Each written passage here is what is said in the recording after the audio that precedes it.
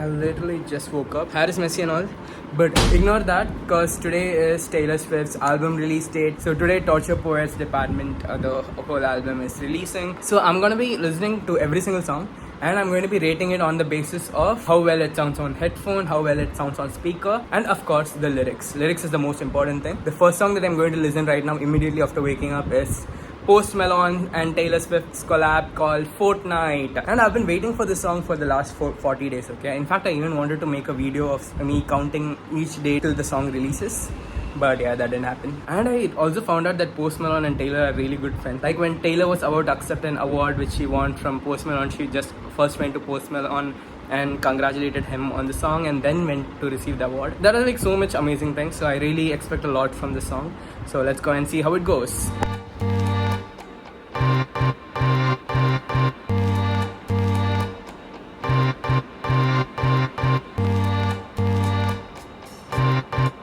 Finished listening, and on headphones I rated 9 by 10. On speakers I rated by 5 by 10. It's a very lo-fi song that you want to listen in the night. Lyrics wise, it's a 7 on 10 because it's a complete story. I'm not going to ruin you what the story is. There's this one line, okay, where she says, I was a high-functioning alcoholic till nobody noticed my new aesthetic. This whole song is a complete story, so you definitely should check it out. Still giving it only 7 by 10 because, you know, it's Taylor and her story is much better. Overall, I'm going to give it a 2 out of 10 because Post Malone's effect was barely visible in this song, okay? Post Malone was given this backup singer like treatment which I did not like. I really wanted more of Post Malone in here. The same thing happened with Snow on a Beach and I was like angry then also. Then Taylor releases a new song where she says more of Lana Del Rey. I don't want that again and again, bro. Like, seriously, you are having Post Malone on your song, okay? The least you can do is like not give him a role which makes him sound like a backup singer. So overall, because of that reason, I'm gonna give it 2 out of 10. And I really think Taylor should release a new song where it has more of Post Malone, like please. And stop doing this. Stop doing more of something. Just like make one song and make it well, bro. Sorry, 2 out of 10. The next song, I Can Do It With a Broken Heart, is like clearly my favorite till now. I mean, I listened to 2 songs and you know what happened at Fortnight. And I Can Do It With a Broken Heart is clear reference to when she was performing in Eras Tour after the breakup, right? I think it's like very obvious here. It says, I'm a real tough kid, I can handle it. Baby, you gotta fake it till you make it, and I did, obviously. Taylor. And there are 2 versions of the song, okay? That's the explicit version and the normal version. And please definitely listen to the version that has a E marked on it, okay? Because normal version has lights, camera, and smile, and the other version has light, camera, smile. And let me tell you this, the explicit version strikes really hard, and you definitely have to try that out. So on headphones I rated 9 out of 10 again. Really nice song. I actually began singing aloud on the chorus. On speakers I'm still going to give it 6 by 10. It's not that vibey as you would expect some songs like. So let me tell you what my 10 on 10 is on a speaker, okay? Ready for it, I Did Something Bad, all those songs are a 10 on 10. And so compared to them, I'm not going to be dancing a lot on this song. I'm going to be emotionally relating to this song a lot. So lyrics wise, I'm going to give it a 9 on 10. The lyrics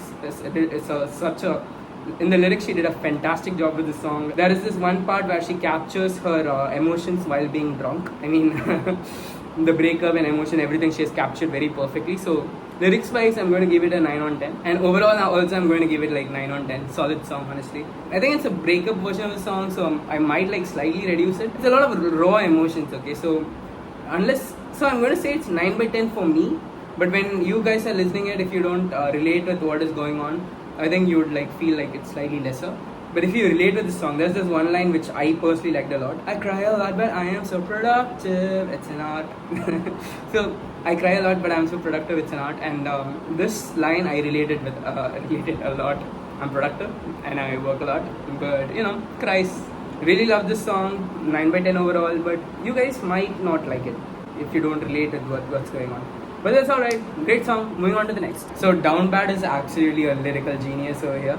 So have you ever had this experience where you take a torch in the night and you shoot it across and you see all the torch follow a path with all the dust on it? Or even late in the night when you go and hit a torchlight, you can see all the light going across. So there was this one line which goes like, did you really beam me up in a cloud of sparkling dust just to do experiments on? Tell me I was the chosen one. I mean, the whole imagery of the torchlight and dust situation and converting it out into her, and the next line goes like, showed me that this world is bigger than us, then send me back to where I came from. So for the moment of torchlight hitting the dust, there was a spotlight on Taylor, and then like immediately after, the beaming up got over, and she was back to a place where she originally found herself in. Lovely lyrics, lovely lyrics. So the song on headphones was like, say, a 7 by 10, on speaker 5 by 10, but lyrics definitely giving it a 10 by 10. Okay, so even in the chorus there is some things like, what if I was in love, what if I can't have us. This is a converted version from the explicit version. Okay, the explicit version is like even more good. So overall I'm going to give it a 9 out of 10 still, but the lyrics is a 10 out of 10, like hands down, solid song. So honestly, I did go through the rest of the album, and I'd say that it is her second worst album that she has ever released, and this is including her debut album, so you know, but we'll go through the whole album anyway. Okay, so the next song is the Tortured Poets Department, and being the title track, I definitely did expect a lot more, but the only good lyric there was, we declare Charlie Puth is a bigger artist, and I agree, Charlie Puth is amazing. He would have done a good work with if he had to make this album. Sorry, Taylor. So on this headphones, it was like 5, speaker 3, lyrics 3, overall 3 again. Next song, My Boy Only Breaks His Favorite Toys. Also kind of a very mediocre song. I expected a lot from this. Given the topic, I thought it would be really nice, but again, it was kind of whatever song. It was like headphone 5, speaker 2, lyrics again 2. I mean, she could have done a lot from this, but okay, but she made it like a teenage pop kind of thing, so lyrics is 2. I didn't like it very much. Overall, I still give it a 4 because I think it had a good beat to it. So Long London. Okay, so this is another song that I had very high expectation from, and I think the chorus sort of delivered. Okay, it was pretty unique to listen to. It was like pretty fun to listen to as well. And more than that, this song is obviously the follow-up song to London Boy. London Boy being the love story beginning with Joe Alwyn. This is the end of that song. And she has this lyric, my spine split from carrying us uphill, which says what happened in our relationship, the way it ended and everything. So I think kinda it gives a closure to that song. So I'd give it overall rating of 5. Headphones, it was kinda catchy to listen to, so it's a 6. Speaker 4. Lyrics was okay. So just 5, nothing much. Next song we have But Daddy I Love Him. So this song you can think of as the girl from Love Story. Instead of being in a Romeo and Juliet type novel, she was in a 2020 Gen Z kind of fashion. She was like more rogue and more mature kind of teenager. So there are a lot of lyrics that emphasize on this particular thing. And also there's this one lyric that I really like, which says, I don't cater to all these vipers dressed in empaths clothing. And I think that is a really heavy hitting lyric. So lyric wise, it's 7. Headphone, it had this really nice lo-fi vibe. So I'm gonna give it a 7. On speaker, it was kind of iffy again, so it is 4. Overall, a 6 again. Florida is nice because it's a collaboration between Florence and the Machine, and Florence actually had a whole paragraph dedicated to her, and she sang it incredibly well. The chorus part where both of them sing together, mind-blowing. The band, mind-blowing. Everything was like really nice about it. Headphones is an 8. Really good beat. Obviously, Florence and the Machine, they're great guys. And speaker 5, I guess, cause I don't know, something was lacking. Maybe it's just my speaker at this point, I don't know. Lyrics 9. I think it was fabulous. I think there were like some very questionable things happening in the song, but like, you know, whatever. It's like, it was a very fun lyric. Overall, I'll give it a 7. Guilty as Sin is like sort of a teenager fantasy song where you take like romantic things and you wanna make it as fantasy as possible. But like song wise, it was just a 6 again. Speaker 3. Lyric kind of 5. Okay, it was like okay. It was a nice fantasy hit. Overall, I'd still give it a 5. Now coming to the main song, Who's Afraid of Little Old Me? This song was too good. I liked it. I liked it a lot. But I think this happened because I related with the song a lot more on a personal level. I think I'm not sure if you guys would like it the same way, but the song attacked me in a lot of different ways. My personal favorite in the album, in the way that how all the emotions are covered. Not gonna give you any lyric over here because it's a kind of questionable song in itself. So for the rating, headphones, I'm gonna give it a 6 because it has a very lo-fi, unique progression. Speaker, I'm gonna give it a 4. Lyric 10, obviously, because lyric was what hit me. Overall, I'd give it an 8. It was a pretty nice song. I Can Fix Him. Okay. So the next song is I Can Fix Him. This is again a Gen Z targeted song. So Taylor says that that's a very dangerous man that she's trying to fix and make him into, a perfect Romeo kind of person. But so it has some very nice lyrics, very nice imageries and everything. And towards the end of the song, she agrees that she can't fix him.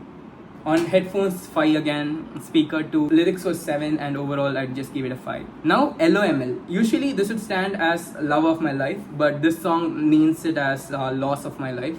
It had like a decent beat and all, so that was like one thing I'm like kind of okay about this song. So, but the problem is, the lyric was like kinda here and there. I could say there was something missing on this song. I don't know what exactly, but something was missing. But still, it had a really nice beat, so I'm gonna give it headphones as 7, speaker 4. Lyric again, overall it was decent, so I'm gonna give it 7 again. And overall 7 as such. The smallest man who ever lived is Matt Healy pun. Matt Healy is the guy who she very briefly dated, and the whole album is almost about him, which is kind of disappointing. So Matt Healy had a reputation of being a short guy. So just because he got into a stage with like very tall people, okay, his actual height is like 5'11" or something, I checked. But people just like mocked him that he's 5'5" or something like that. 5'2" was on another number that I got. So just because of that, she hit him like the smallest man who ever lived. I mean, it's fine, okay, whatever. It was a very nice take, so it's fine. Fresh Out the Slammer is another Matt Healy song, and whatever, bro. At this point, I was like done with Matt Healy songs. So for headphone 2, speaker 2, lyric 2, overall 2. I really did not even care listening to this properly. Clara Bow is the last song that we are going to discuss, and this is taken from... So Clara Bow is this original It girl, okay? But if you see the lyrics, all of them is like kind of confusing. It has... All your life, did you know you'd be picked like a rose? It sort of seems like she's targeting at Clara Bow, but also writing the song about herself, where she could have been like picked at all the small mistakes she makes and everything. So probably a dual targeting. But then I came to this one lyric, okay? Take the glory, give everything.